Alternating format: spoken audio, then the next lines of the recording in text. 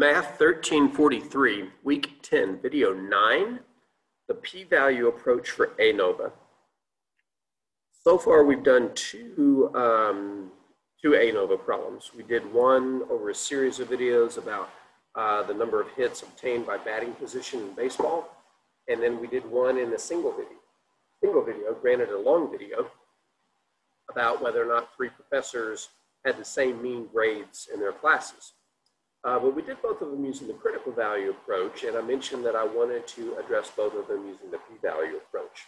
I'm not going to redo the entire hypothesis test, nor am I going to do the recalculation of the test statistic. But keep in mind that if you're doing a hypothesis test from scratch using the p-value approach, you still have to do the same steps. State the hypotheses, calculate the test statistic, calculate the p-value, and then make a decision based on comparing the p-value to the significance level. And if there's a question to answer, that's your fourth step. But let's go back and take a look at what we knew about the ANOVA test when we were testing hits by batting position. We did come up with a test statistic, and I just want to remind you what that test statistic was. That test statistic, it was a rather large one. It was F equals 61.6809. Now, if we're going to find the p-value, then we need to think about what that means. Visually, the p-value is the area of the tail cut off by the test statistic. And since an ANOVA is always a right tail test, that means that we need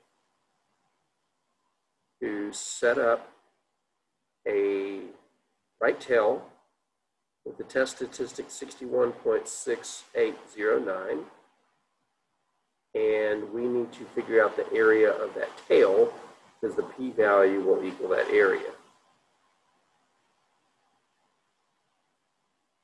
Also, in order to find this, we need to remember the degrees of freedom for the numerator and the degrees of freedom for the denominator. I'll just list them over here. The degrees of freedom for the numerator was 8. It was the number of categories minus 1. 9 batting positions, 9 categories. The degrees of freedom for the denominator was the grand sample size minus the number of categories. Grand sample size was 270. The number of categories was 9. 270 minus 9 is 260.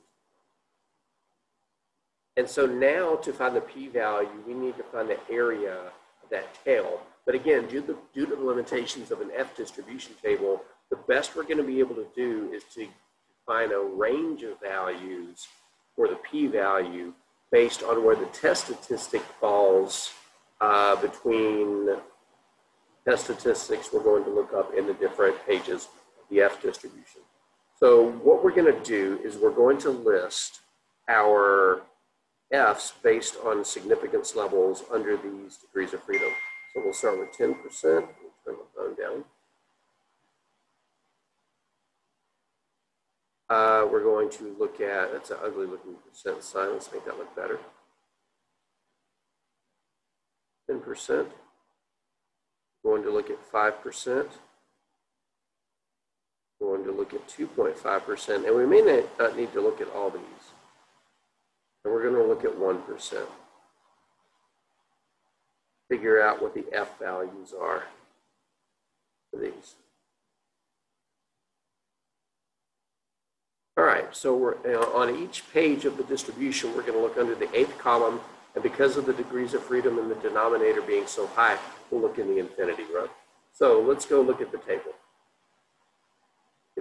Share over there. Okay. Sharing what I wanted. This. And I do have the table open already right here. So let's start with 10%. When the significance level is 10% and the degrees of freedom in the numerator is 8, and we go down to the infinity row because our degrees of freedom in the denominator is so high, and we see an F value of 1.6702. 1.6702. If we go to the 5%, and do the same thing, in the 8th column, go to the bottom row, the infinity row, and we have 1.9384. 2.9384. 2.9384. If you're wondering why I repeat the numbers, it helps me remember them when I go back to the whiteboard. All right, now for 2.5%, go to the next page, the 2.5% page right here. Eighth column, bottom row, 2.1918. 2.1918. 8. And finally, if we go to the 1%, fourth page, significance of 1%, eighth column, bottom row, 2.5113. 2.5113. All right, now that we have the F value for each of the significance level with these degrees of freedom, we look to see where our test statistic lies relative to those F values. Which two does it fall between? Actually, it doesn't fall between any of them. If anything, it would be over here to the right. You notice these F values are getting larger, but the largest one we had was only 2.5113. This guy blows that out of the water. So what does that mean about the alpha, about the area of the tail cut off? Well, look at the trends in the alphas above the Fs. 10% goes smaller to 5%, goes smaller to 2.5%, goes smaller to 1%. So it stands to reason that as we move to the right, our Fs are getting larger and our alphas are getting smaller. Since our F is to the right of the entire chart, that means the area of the tail has to be less than 1%. Without technology, that's the best we can get. But that's okay, because saying that the p-value is less than 0.01 will allow us to make our decision on the hypothesis test. Recall that in this particular problem, the significance level was 5%. So I'm going to write that over here. And although we don't know our p-value, we know it's less than 1%. So it's definitely less than 5%. Since the p-value is less than the significance level, we would reject the null hypothesis. So therefore, reject the null hypothesis. We don't know the p-value, but we know it's less than 5%. Now let's do the same thing for the other one. When we were testing the professor's means grades, we did have a significance level of 1%. We had a degrees of freedom in the numerator of k minus 1, but k was 3 since there were 3 professors. 3 minus 1 was 2. And the degrees of freedom in the denominator was n minus k. N was the grand sample size, that was 28. K was 3, 28 minus 3 is 25. And we had a test statistic of F equals 0.68. So if we wanted to play the same game that we just played, we would draw an F curve, drop the test statistic here, and think about the area of that tail, because the p-value is equal to the area of that tail. It says p-value. Well, it's supposed to say p-value. Let's try that again. Let's try that again. P-value. It is equal to that area. Let's do the same thing we did before. We're going to look up the F scores for each of our 4 significance levels and see where our test statistic lands in that spectrum. So, to the tables. Yvonne, get the tables.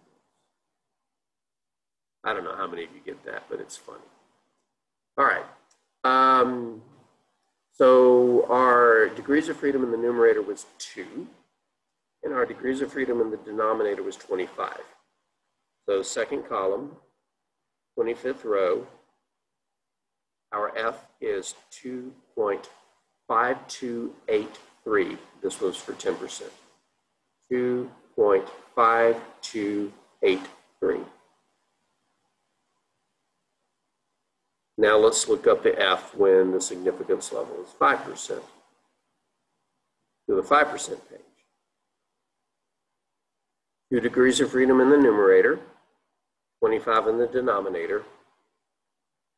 Our F score is 3.3852.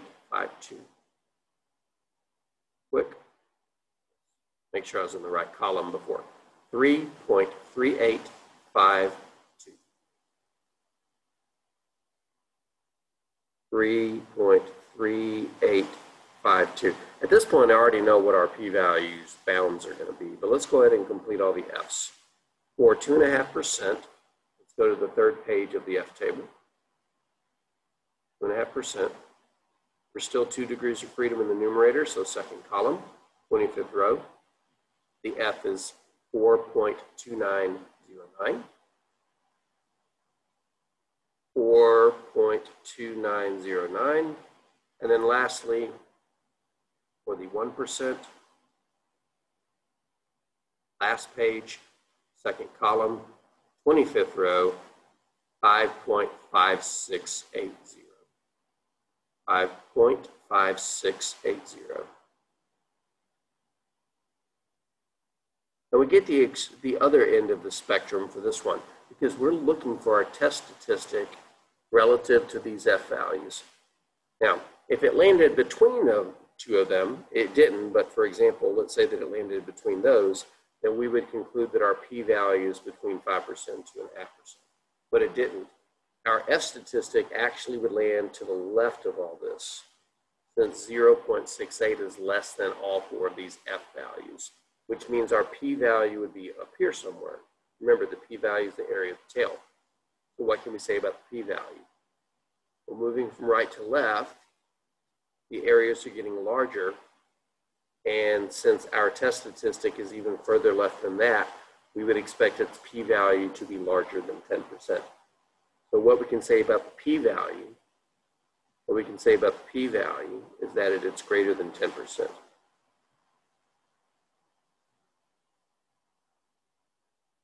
Now, what decision will we make about the null hypothesis based on that? Well, our significance level was 1%. Our p-value, we don't know, but we know it's bigger than 10%.